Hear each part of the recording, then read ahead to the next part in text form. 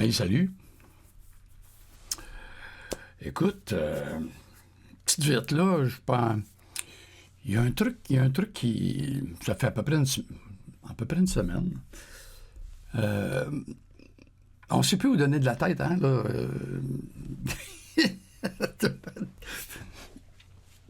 Je vous fais écouter un truc. Là, que vous avez vu passer à Radio Cannes. Puis, je vous reviens. OK? Je pense que la stratégie canadienne devrait être d'infliger un maximum de pertes de vie de soldats américains le plus rapidement possible. C'est-à-dire donc que l'armée canadienne attend les Américains sur la frontière, entre guillemets, là, sur la frontière canado-américaine? Mais Dimitri, tu es conscient que ça veut dire des pertes de vie canadienne importantes. Tu es conscient de ça? C'est ça ce que ça veut dire, défendre l'intégrité et sa souveraineté. Et je ne suis pas un expert militaire. Je ne sais pas si on les attend à la frontière, dans les montagnes ou je ne sais pas où. Mais il ne faut pas oublier que l'opinion publique aux États-Unis, c'est pas la Russie. Il faut infliger un maximum de pertes le plus rapidement possible.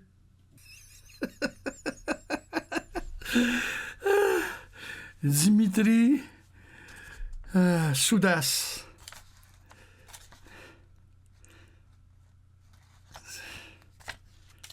Bon.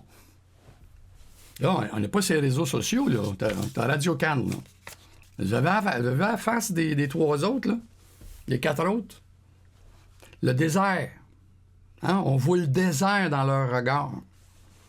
Ça, c'est du monde qui sont payés grassement pour nous faire de la propagande.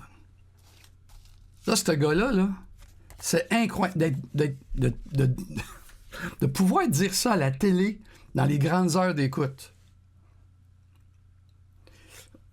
Le Canada, troisième plus grand pays au monde, on partage la plus longue frontière au monde avec les États-Unis. On est 40 millions de répartis sur plusieurs milliers de kilomètres. On vit entre tout ce beau monde-là, on vit sur 400-500 kilomètres maximum au nord. On est personne. Vous voulez... Lui, il veut que notre armée en gogoune, là,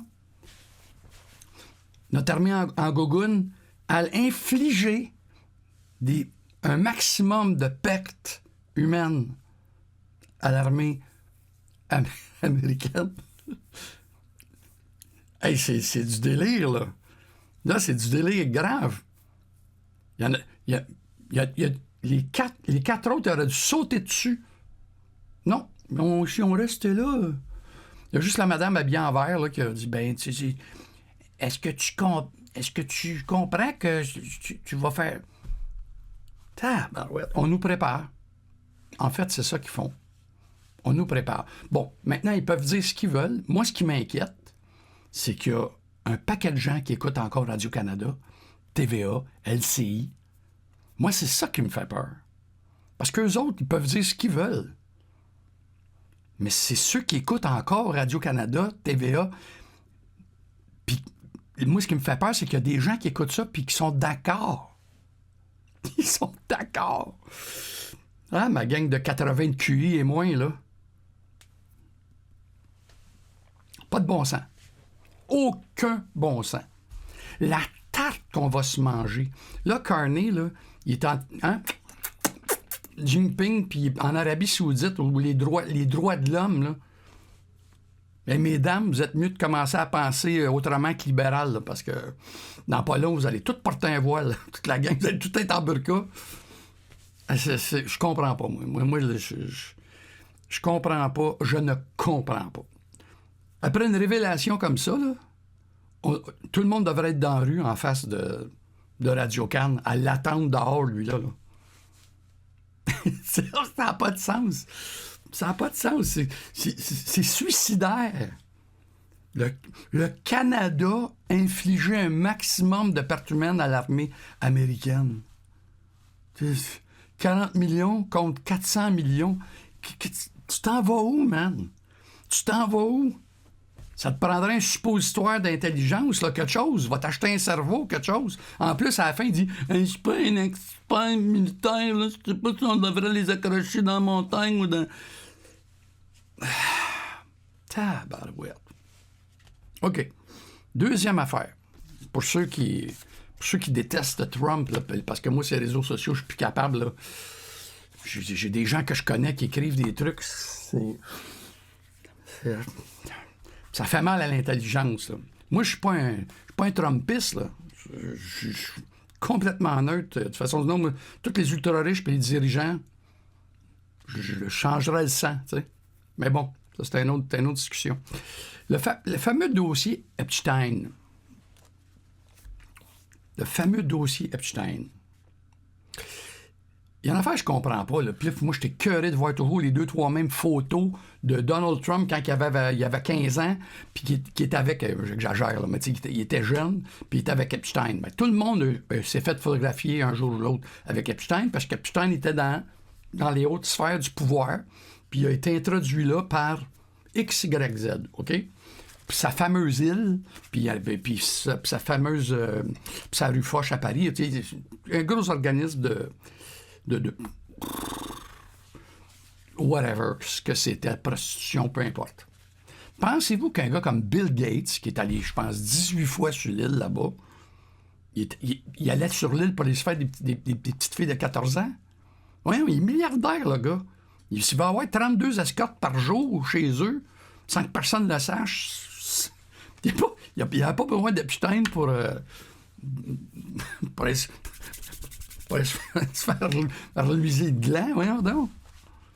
Il y a d'autres choses en dessous de ça. Là. C'est sûr qu'il y a dû avoir un paquet de politiciens qui sont passés sur l'île puis qui se sont fait filmer, puis tout le kit. Donc, les démocrates qui étaient au pouvoir avant Trump, là, ils l'avaient, le dossier Epstein. Ils l'avaient. Puis s'il aurait vraiment voulu tuer Trump, le tuer dans le sens politiquement, il aurait sorti le dossier. Il aurait sorti le dossier, voyons. Il y avait une chance, là. Si Trump est mouillé jusqu'au cou avec Epstein, là, les démocrates avaient une chance en mort de sortir là, le dossier Epstein puis de tuer politiquement Trump. Pourquoi qu'ils ne l'ont pas fait? Posez-vous la question. Pourquoi ils ne l'ont pas fait? Parce que tout le monde est dedans. Ils sont tous dedans. Toute la gang. Toute la gang. Ils peuvent pas. Donc, le dossier Epstein, là, il ne sortira jamais. Par contre, le dossier Epstein, c'est le plus beau dossier qu'un politicien peut pas avoir dans ses mains pour faire chanter d'autres personnes. Fait que le dossier Epstein, oubliez ça, ça sortira jamais. Puis si ça sort, d'après moi, il va y avoir une guerre civile direct après. Ça peut pas être autre chose. Puis en ce qui concerne les milliardaires qui sont allés sur l'île là-bas, posez-vous la question. Ces gens-là n'ont pas besoin ils n'ont pas besoin d'une agence de ce genre-là pour aller se taper de la chair fraîche. Absolument pas. Il y a sûrement autre chose derrière ça, de beaucoup plus gros, de beaucoup plus... je ne veux pas tomber dans le complot, là, mais il y a autre chose. Je vous laisse à votre imagination, mais c'est sûr que des gens puissants comme ça n'ont pas besoin d'une place pour aller faire le party. Ils n'ont pas besoin de ça. Par contre, ceux qui ont été, puis qui se sont fait prendre, parce que ça a l'air qu'il y a des terabytes de films, tout a été filmé. Sortez-moi des... Ils devraient nous mettre des photos de politiciens là, en action avec... Mais non, ils sortent pas de photos. C'est tout le temps des photos qui... C'est pas trop, tu peux pas juger, tu peux pas porter un jugement, tu peux pas accuser à partir des photos qu'on nous montre. Donc, posez-vous la question. Pourquoi les démocrates n'ont pas tué politiquement Donald Trump quand il en avait la chance? Posez-vous la question. En vous posant la question, plusieurs réponses vont surgir. Bon, ben voilà, j'ai ma petite vite, ma petite crise est faite. Ça fait que je vous souhaite une belle journée. Moi, je vais aller me faire un sandwich aux tomates. Ciao.